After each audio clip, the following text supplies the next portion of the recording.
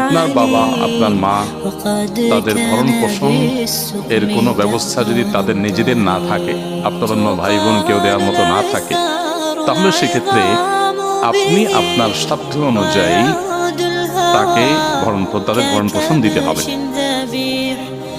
এই ভরণ পোষণ দেওয়ার ক্ষেত্রে আমাদের মাথায় রাখতে হবে যে এটা হবে সাধ্য অনুপাতে, আমার সাধ্য যতটুকু আছে ততটুকু। আপনি মাসে 10,000 টাকা কামাই করেন, আপনার নিজের যা না হবে নয় সেটা রাখার পর বাবা মার জন্য যতটুকু সম্ভব হয় আপনি তাদেরকে টাকা দিবেন। এখন তাদের ডিমান্ড মাসে এত হাজার টাকা, আপনার এত হাজার টাকা দেওয়ার সুযোগ নেই, তাহলে সেটা আপনার উপরে ফরজ ওয়াজিব নয়।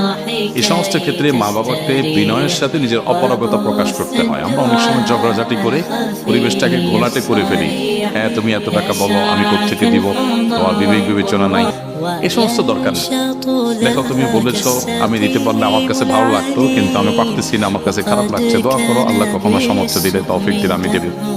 এভাবে নিজের অপারগতার কথা বিনয়ের সাথে প্রকাশ করে আপনি যদি না দেন, আপনার কোনো গুনাহ হবে না। এর ফলে মা বাবা যদি বদ্ধ দেয়